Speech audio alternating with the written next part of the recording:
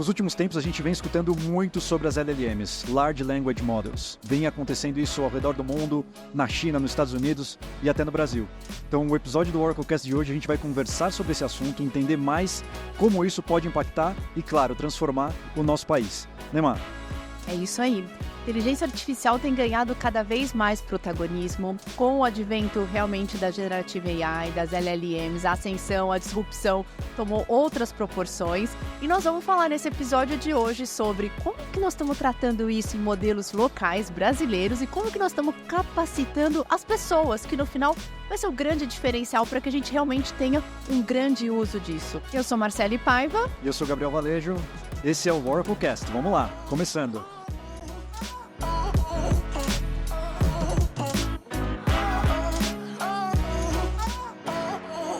E com isso temos dois convidados super especiais, muito não, especiais. Gabriel?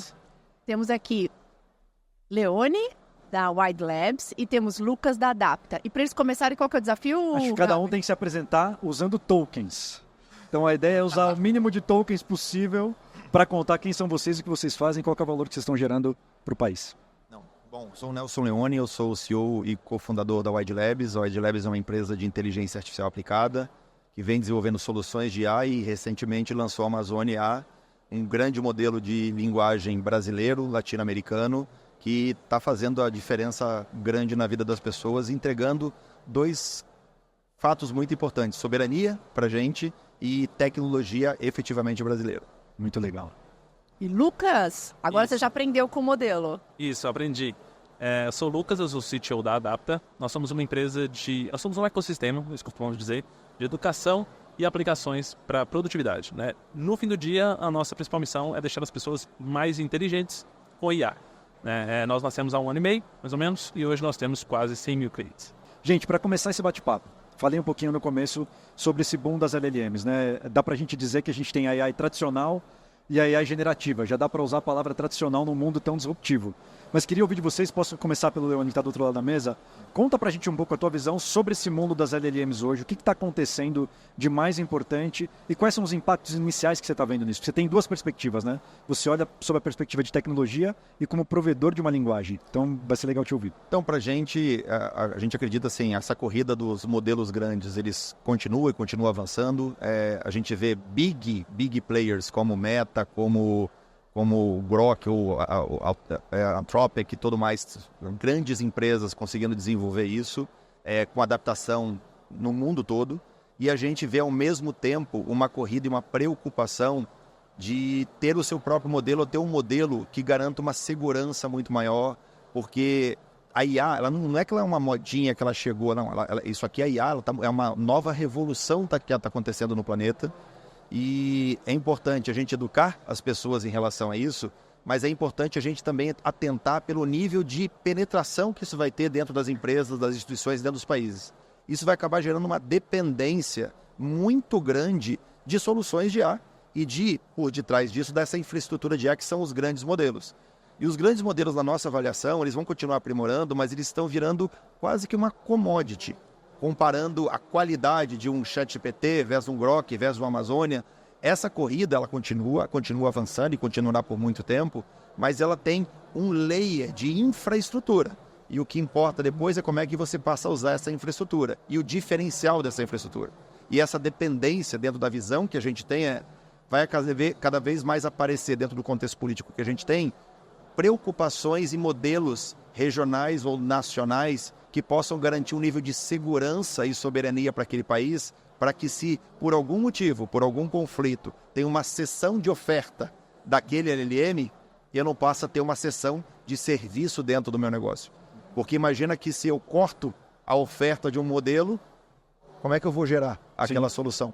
Então eu tenho uma cessão de serviço. E essa é a pauta que a gente vem discutindo bastante. Muito legal. Fazendo ponto para o Lucas, então, vocês sobre a perspectiva da educação, né? Você falou aqui de forma muito forte, tornar as pessoas mais inteligentes usando AI. Como é que você vê esse contexto do LLM e como se conecta com o que vocês falam? Legal. Grande parte do nosso público, eles têm mais de 35 anos de idade. Na verdade, uma parte relevante da nossa base tem mais de 45 anos de idade. E uma das principais dores que a gente percebia é que todas essas pessoas elas estavam vendo toda a revolução da IA e ouvindo falar sobre os modelos, plataformas, serviços, possibilidades, mas elas não entendiam muito bem como é que isso se encaixava na vida delas, no negócio delas, porque não necessariamente elas cresceram tendo contato com tecnologias mais avançadas ou nunca entenderam muito bem como encaixar todos esses serviços e possibilidades tecnológicas no negócio e na vida delas. E o nosso papel é garantir que essas pessoas que, grande parte do tempo, ficam um pouco ansiosas, com medo e não têm com muitas incertezas sobre como elas vão utilizar IA na vida, no negócio, né, em todo o universo que compõe a vida dela, de maneira produtiva, de maneira inteligente, de maneira efetiva, é o nosso principal papel educá-los. Então, é o nosso principal papel garantir que essas pessoas que estão, de alguma forma, um pouco fora de toda essa revolução, que a gente traga elas para dentro, que a gente consiga fazer com que elas realmente utilizem da melhor maneira possível LLMs, agentes e quaisquer outros serviços que envolvam IA e que elas tenham o máximo de produtividade, efetividade e os melhores resultados possíveis. Então, o nosso papel é realmente pegar pela mão e ensinar do zero, que é um prompt, que é um token, quais são os termos relevantes, quais são os serviços relevantes, quais são os cuidados, quais são as melhores práticas. A gente traz tudo isso num contexto que é muito mais amigável a esse público, então eles adoram os cursos que a gente faz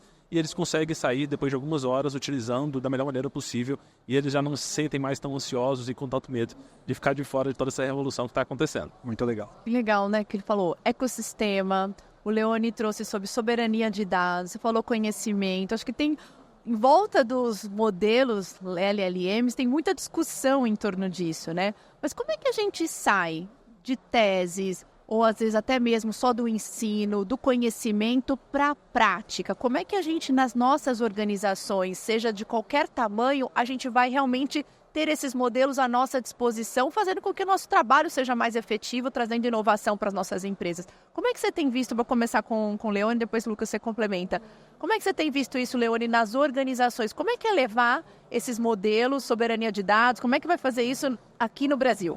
Bom, para a gente, uma coisa que a gente vem entendendo e vem evoluindo e o pessoal vem amadurecendo é que, no começo, a gente chegava numa grande empresa, a gente vende efetivamente, primordialmente para clientes enterprise, seja ele do setor público ou setor privado, a empresa fala, eu quero IA. Tá, mas IA para quê? Não, que estão implementando IA, preciso colocar IA na minha empresa. Tá, mas se você não souber para que a gente vai fazer, não adianta nada. Então, a gente evangelizava esses clientes, educava esses clientes para eles melhor compreender o que eles iam demandar e tudo mais. Então, hoje, a gente vê uma evolução muito mais madura em relação à demanda existente e os clientes estão muito preocupados no custo que isso vai representar e na efetividade do resultado ali na frente. Então, a gente entende que para todo tipo de serviço que você gera escala de processos, de atendimento ao cliente, a IA ela vai ser determinante para você ter os seus melhores, como é que a gente explica, né? Então, você tem os melhores seus profissionais trabalhando 24/7, num nível de excelência fantástico, nunca para e consegue entregar resultado e você consegue desenvolver cada vez mais. O modelo de negócio que a Wide faz em relação a isso, para atender um negócio, é que, além desse layer de desenvolvimento de soluções, a gente tem outros 2 layers. A gente tem os nossos modelos, então, a gente, como eu falei antes, a gente desenvolveu o Amazônia. Eu tenho muito orgulho de estar falando do que eu desenvolvi junto com a Oracle, com a NVIDIA, então nasceu dentro do OCI. O orgulho é nosso. Nasceu dentro do OCI um modelo brasileiro, um modelo soberano, um modelo que fala muito bem, é multilíngue, fala para todos, mas a gente também tem outros modelos, speech to text e tudo mais. E esse nível de personalização que as pessoas estão procurando, ela não quer uma solução genérica que ela resolva o problema de todo mundo, ela quer resolver o problema dela. Então, resolvendo o problema dela, se for com a genérica, ótimo. Muitas vezes você precisa dar um ajustezinho, um fine-tuning. Então, não só do modelo, mas da solução em si. E a gente criou isso. E sabendo de um desafio intermediário, a gente lançou agora o que a gente chama de Amazônia 360, e ele é como se fosse um hub. Porque uma das preocupações que as pessoas também têm, e eu acredito que a Adapta deve falar muito disso, é a propriedade de dados. Então, você sai indiscriminadamente subindo seus dados nas IAs, você pode saber que você não sabe para onde esses dados estão indo. E as pessoas estão subindo dados críticos de empresas, críticos do judiciário, críticos de tudo que é lugar. E o Amazônia 360, ele é um hub que ele mantém toda a infraestrutura de dados dentro do próprio cliente, a gente não se apodera de nada, e se alimenta de todos os modelos que a gente tem. E esse hub, esse cérebro que a gente tem, ele conecta com qualquer aplicação, seja ela desenvolvida pela Wide ou desenvolvida por algum outro fornecedor. Mas eu garanto um ecossistema seguro para ele, para ele usar IA da melhor forma possível, mas de forma segura e respeitando a privacidade de dados, as informações e tudo mais. Mas você trouxe um ponto legal que conecta com a pergunta da Amar, né, de como é que a gente sai da teoria para a prática nas organizações. E a Adapta tem um papel importante de democratizar o conhecimento, porque se a gente atinge o indivíduo, a gente ataca as empresas, essa conexão é o meio do caminho, né? Você ter a tecnologia disponível com pessoas preparadas para isso. Conta um pouco sobre isso. Perfeito. Essa é uma das nossas maiores preocupações desde o dia 1 e é inclusive por isso que a gente começou como uma plataforma de educação e também uma plataforma de utilização de modelos. Então você literalmente utiliza enquanto estuda, ou estuda e depois utiliza, tanto faz a ordem, mas de qualquer forma a gente realmente é bastante inclinado à prática, né? Então, para além de só ver os vídeos ou ler os textos que a gente está disponibilizando para você, aplica também aqui na nossa plataforma, com todos esses modelos que a gente tem disponíveis, e o Amazon AI também já está para entrar na nossa plataforma lá, a gente está conversando com eles aí para ter uma parceria legal. Junto da Oracle, o Leonel trouxe um ponto super importante, porque a gente tem, nós temos vários clientes B2B, né? Nós temos várias empresas, e a principal pergunta que eu sempre recebo é: Lucas, os meus dados serão utilizados para o treinamento desses modelos? É a principal pergunta que eu sempre recebo. Legal. E minha resposta é sempre não, porque a gente sempre garante que, cara, você está utilizando uma plataforma que preza pela sua privacidade, pela integridade e privacidade dos dados da sua empresa, né, da sua vida como um todo, seja pessoa física também. Então isso é bastante importante para a gente e é um dos motivos para além da gente ensinar sobre como utilizar, a gente também sempre prega sobre as boas práticas de tudo isso, né? Sobre os dados que você... não é sobre compartilhar todos os seus dados com todo que tem disponível por aí, mas sobre escolher muito bem, saber com quais desses provedores você vai compartilhar suas informações, né? Não só sobre a melhor resposta, mas também entendendo como é que eles utilizam os seus dados, as suas informações. E eu acho que quando a gente vai para a prática, principalmente no cenário de empresas, a gente tem que prestar bastante atenção nesse ponto, porque é um ponto bastante importante quando a gente para pensar que a gente não tem clareza sobre como está sendo utilizado e a gente não pode garantir que está sendo utilizado de uma maneira que esteja alinhada com os nossos valores ou com aquilo que a gente considera importante. Então, se você não tem essa certeza, é sempre importante a gente priorizar aí os modelos que garantem essa soberania, a privacidade, que realmente se importam com a maneira que a gente utiliza. Essa palavra até assusta, falar de soberania, né? Parece que é algo somente governamental, uma preocupação de segurança nacional. E a soberania está na proteção dos dados, de você usar num ambiente seguro para um fim que você controla, tendo uma intencionalidade para usar o AI. Mas eu vou fazer uma interrupção, pessoal, assim, porque eu não gosto só de script, afinal, o sabor de nós estarmos juntos quebrar o script, né? E eu queria quebrar o script justamente porque você falou, Lucas, sobre conhecimento. E nós, por ser uma empresa de tecnologia, também temos super essa preocupação com conhecimento. Como é que nós vamos capacitar esse mercado todo? O Leone falou aqui um glossário, né? Eu estou aqui anotando 1000 coisas, 1000 dados, 1000 informações novas. Então, eu queria fazer uma pergunta para o Gabriel Valejo. Gabriel, como... Eu não sou entrevistado. Só para lembrar. A Oracle também está ajudando. Eu sei que você é um co-founder de um núcleo lá dentro, né? De um EdTech. Como é que a Oracle também está fazendo isso? E como é que você tem visto essa parte de capacitação do mercado como um todo? Muito legal, primeiro assim, também sou um gestor, né? Então quando a gente olha para a contratação das pessoas, quem vai ser o talento do futuro? No passado a gente tinha que olhar se a pessoa sabia usar o Excel, a gente falou disso no outro episódio, né? Você tem as habilidades com PowerPoint. Imagina você sentar na mesa com um entrevistado e ele fala assim: eu não uso internet, não gosto. Impossível você contratar uma pessoa que não saiba utilizar a internet, né? Saber utilizar a internet já é até algo inimaginável. Para a inteligência artificial é a mesma coisa. A gente passa a buscar talentos que saibam usar a inteligência artificial. Então, para mim, essa é a premissa, né? O mercado vai precisar de pessoas que saibam gerir outros agentes, que saibam construir agentes, que saibam conviver com a inteligência artificial para tornar as pessoas mais inteligentes, como você falou no começo. Na prática, o que a gente faz? A gente tem o programa One, o Oracle Next Education, que basicamente é um programa que leva conteúdo para as pessoas que não têm acesso ao conhecimento pago. A gente sabe que nos países subdesenvolvidos, a educação privada, muitas vezes ela é melhor do que a educação pública disponível para a população. Então ele é um programa que leva 9 meses de conteúdo para as pessoas, depois de 9 meses estudando, você é certificado, e a gente conecta as pessoas com o mercado de trabalho, com os nossos clientes, com os nossos parceiros, com o nosso ecossistema, para elas terem o primeiro emprego em tecnologia. Então já faço aqui até esse merchan, você já levantou a bola. Se você tem um desafio de contratação, procura o One, porque o One já formou mais de 92 mil pessoas, a gente já gerou mais de 110 milhões de dólares em salários anuais. Caramba. Mas o desafio é gigante, a gente tem muita gente para ser contratada, então já deixo o convite para vocês, nossos convidados aqui, vocês têm que contratar a galera do One também. Mas aí já fazendo gancho para a próxima pergunta, que é: LLM brasileiro. Agora volta pro script. Vou voltar para o script, porque essa é uma pergunta muito importante. A gente ouve do Grok, a gente ouve Llama, ChatGPT, que foi o primeiro que deu esse grande start da conversa sobre os LLMs, e aí surge a Amazônia. Por quê e para quê? Bom, o porquê é muito interessante, porque veio de um incômodo que a gente tinha, que assim, a gente entende que a IA, eu já falei aqui, ela vai ser cada vez mais relevante no nosso dia a dia, e ela vai ser fator preponderante para a educação, para o conhecimento das pessoas. Só que quando você entende que esse conhecimento está vindo de alguns modelos que estão contando a história do meu próprio país, da minha própria cultura, da minha própria história, sobre a ótica deles, não de um brasileiro, isso começou a gerar incômodo. Tem uma brincadeira de uma pergunta que eu fiz, é real essa pergunta. Lá atrás, ainda em final de 2023, eu perguntei para um desses modelos quem que inventou o avião. Se eu perguntar para qualquer brasileiro, a resposta é óbvia, Santos Dumont. E não foi citado o nome dos Estados Unidos. Foi citado os irmãos Wright. E tudo bem, sobre uma ótica um pouco diferente, a resposta não está errada. Mas não citar o Santos Dumont, aí a gente tem um problema complicado. Com certeza. E isso, ele é um exemplo pequenininho, mas ele se reflete em vários contextos, porque é uma ótica em relação ao conhecimento de ser brasileiro. Então, quando a gente se viu na capacidade técnica de desenvolver um modelo, onde a gente se valeu de parceiros, como eu falei aqui também, NVIDIA e Oracle, que poderiam nos ajudar a treinar esse modelo e ter um modelo realmente brasileiro. Esse modelo só fala português? Não, ele é multilíngue, ele entende tudo. Mas ele tem um conhecimento muito mais aprofundado do Brasil. Isso significa que quando eu uso ele no B2B, quando eu uso ele no B2C, quando eu uso ele para conversar, o nível de conhecimento, de linguagem, de conversa, ele entende os nossos acentos, os nossos sotaques, ele entende a nossa cultura. A primeira pergunta dele, a primeira pergunta oficial quando a gente lançou, foi a ministra de Ciência e Tecnologia que fez, e ela não fez uma pergunta de Estado.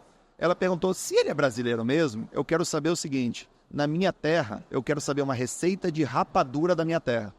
Olha que legal. Cara, é uma pergunta tricky, que não é qualquer modelo que vai saber. O Amazônia entregou 2 ofertas de receita e falou para acompanhar com uma cachaçinha da terra dela.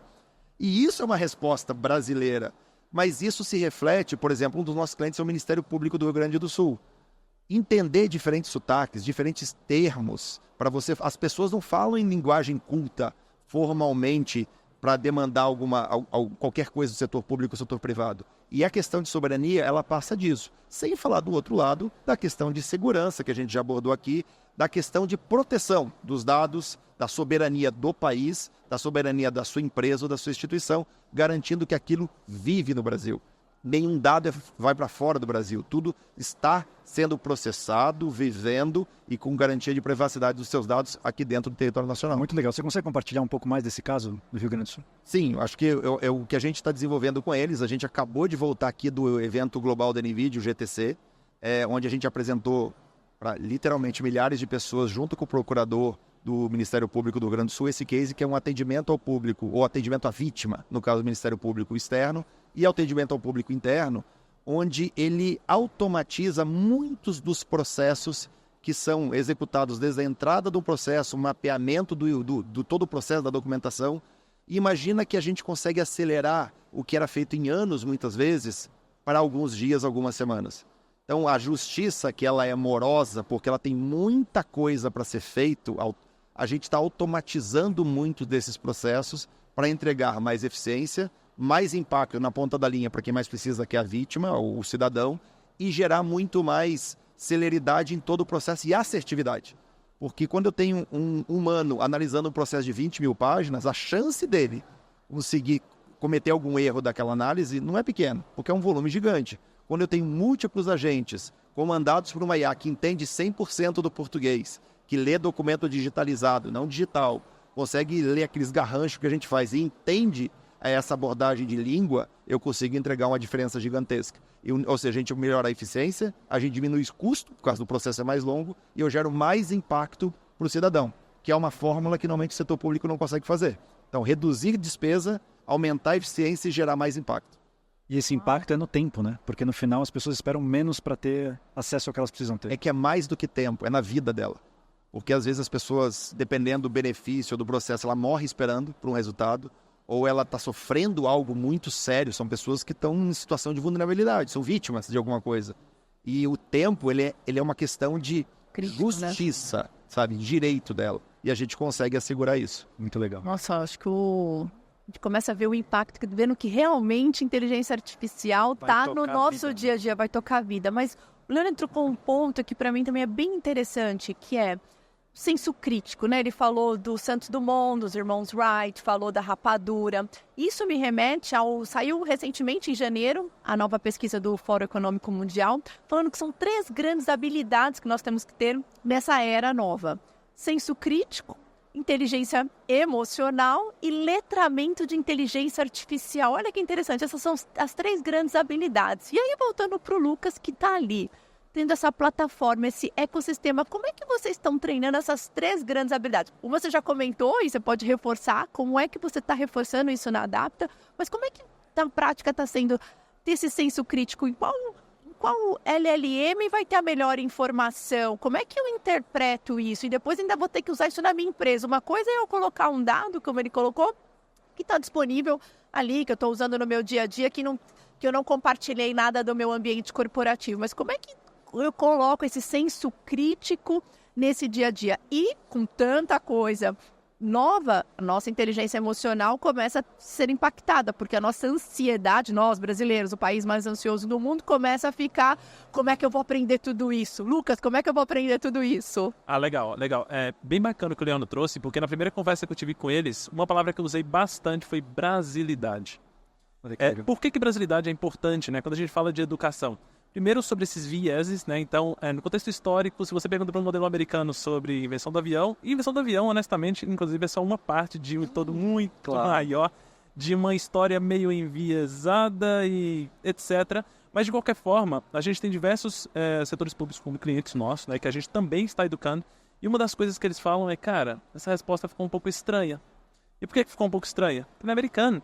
O americano não receita de pirona. O americano não o sistema jurídico americano é completamente diferente do brasileiro, inclusive a própria história. Né? Então a história contada por um modelo totalmente brasileiro é totalmente diferente do modelo americano, e a história é importante para os setores públicos que a gente atende, para as pessoas que a gente educa, porque isso de alguma forma traz a história que é real, né? Que é verdadeira. E falando sobre essas habilidades importantes para o futuro, né? A gente sempre utiliza, em todos os nossos cursos, a gente sempre perpassa de que você continua sendo um humano que utilizará a IA para ser mais inteligente, mais produtivo, mais feliz, mais realizado. Você vai amplificar as possibilidades que você pode alcançar nessa vida e não ser substituído. Porque quando a gente fala de senso crítico, é uma das principais coisas que a gente tem, uma das principais ansiedades e medos que as pessoas trazem de que, Lucas, serei substituído, né, pela IA?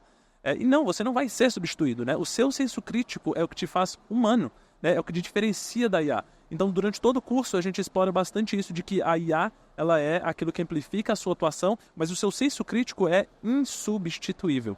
Então, a sua capacidade de olhar o que a IA produziu e analisar se aquilo está correto, está errado, está bom ou não, está indo pelo caminho que você desejava ou não, ainda é seu, né? Então, o seu senso crítico ainda tem um impacto mais relevante em todo esse processo de produzir conteúdo, código, gerar imagens, seja o que for, qual for a aplicação de IA. O seu senso crítico enquanto humano é o que te faz humano, e a IA não te substitui e provavelmente nunca substituirá. E tem um ponto que o Lucas falou que é interessante, que assim, em relação ao senso crítico, quem toma a decisão é o humano. Então, o exemplo dessa do Ministério Público, a IA está tomando várias decisões que foram orientadas dentro de um processo por um humano especialista que foi aquilo. E depois tem uma aprovação. Então, imagina que a gente está dando escala e capacidade, muito mais eficiência em tarefas repetidas, na maioria dos casos, ou com grande volume de informações, que a IA é incomparável. Mas ainda assim precisa do humano para programar, precisa do humano para desenhar como é que aquilo vai ser feito e para aprovar. Mas muita coisa é aprovada. Não, o beabá, o básico do que é o Pareto lá do 80-20, claro que vai ser, que bom que vai ser, porque claro. É um trabalho braçal, cara crachá, que não muda nada. Agora, o diferente não, ele vai perguntar para a IA, para o humano, o que é isso? Eu faço isso ou isso? Posso dessa decisão colocar para todas as outras? Sim ou não? Então você ainda está no comando desse contexto, isso é muito importante. Mas um ponto no bastidor aqui, você falou um pouco sobre a estrutura que você tem lá, que você tem grande parte da Wide Labs, são pessoas que cientistas, vêm da academia. E um dos desafios que a gente tem, o senso crítico para tomar decisão talvez, mas para melhorar as perguntas. Porque no final o LLM está disponível para isso, né? Como é que você está vendo na prática, tanto tendo academia como core, porque no final os pensadores são o core do teu negócio, sem eles o modelo não existiria, e os clientes que estão na ponta pedindo por inteligência artificial de forma genérica ou específica. Como é que você vê? O mercado já está preparado? Então, primeiro eu tenho um desafio anterior. Você acabou de falar, eu tenho mais de um terço da minha empresa são de cientistas. O outro terço é de tecnologia, que são visões de mundo muito, muito diferentes. Um está acostumado a desenvolver teses, o tempo ele é relativo, as tomadas de decisão elas são mais abrangentes em vez de focadas. Do outro lado eu tenho tecnologia. Entrega. Então, primeiro, 01. o nosso desafio primeiro é como é que esse mundo trabalha junto. É uma sinergia que vem dando muito certo, mas dá muito trabalho. E a gente tem um desafio de continuar trazendo gente, principalmente de IA, de formação de IA, que isso é um modelo gigantesco. Do lado dos clientes, o nosso grande desafio é o cliente, a nossa preocupação, ele não tem que saber tudo de IA. Eu tenho que saber de IA, como é que vai ser implementado e tudo mais. Ele tem que saber do negócio dele, não vai mudar nunca isso. Ele tem que continuar sabendo o core do negócio dele, onde é que são os principais gargalos que ele tem e compreender que sim, a tecnologia pode resolver muito desses problemas. Mas se ele não sabe, antes de qualquer coisa, como gestor, o problema que ele tem, a IA não vai servir de nada. Ele vai gastar dinheiro à toa. Então, para a gente, é muito importante que a educação de IA ela é extremamente válida, mas a gente não pode perder a anterior a essa. Eu tenho que saber do meu negócio, eu tenho que saber quais são... da estratégia. Se você não saber de estratégia, se você não ter capacidade de mapear quais são os seus gargalos, quais são as dores, o que você quer melhorar, como é que você vai usar a IA? Se você não fez o seu dever de casa antes. Então, isso não vai perder. Isso vai virar, na verdade, cada vez mais estratégico. E é isso que as empresas estão olhando no que a gente está vendo. Então, o primeiro é, vou mapear minhas dores, você tem que saber fazer isso. E aí, atrelar isso ao que a IA pode trazer. Muito legal. Gente, se deixar, a gente vai ficar aqui 2 horas conversando. Todo mundo tem agenda. A gente está num baita evento que está acontecendo tudo ao mesmo tempo. Então, quero agradecer a presença de vocês. E para fechar, para seguir a nossa já tradição, queria fechar com uma palavra-chave. Quando a gente olha para o contexto de AI que a gente está vivendo, o papel que vocês, as 2 empresas que vocês estão representando aqui, estão impactando no mercado, qual é a palavra que vem à cabeça de vocês? E depois, claro, a gente fecha aqui nos 2. Impacto real na vida das pessoas. Eu acho que muito rápido, a gente pela primeira vez, falando de país em desenvolvimento principalmente, a gente tem uma tecnologia que ela pode colocar países diminuindo absurdamente a desigualdade, seja ele no setor público ou setor privado, gerando um impacto gigantesco na vida das pessoas, por meio sim de uma tecnologia, e tecnologia que a gente é capaz de liderar, que a gente não precisa depender dos outros para isso. Muito legal. Perfeito, eu acho que a minha palavra é possibilidades, né? É o que a gente sempre trabalha com as pessoas, né? O futuro, ele será brilhante com IA, não vai te substituir, nem de alguma forma gerar efeitos negativos. A gente gosta de trabalhar com as possibilidades de futuro e as aplicações reais com IA. Muito legal. Má, Eu vou ter que fazer 2. manda bala. A que eu tô sendo consistente em todas é conhecimento, mas acho que desse bate-papo, o que eu saio aqui? Inteligência artificial é agora e no Brasil. Se você gostou desse ou de outros conteúdos, não esquece de clicar no sininho, se inscrever no canal e ficar ligado nas plataformas que tem muita coisa legal por vir. OracleCast.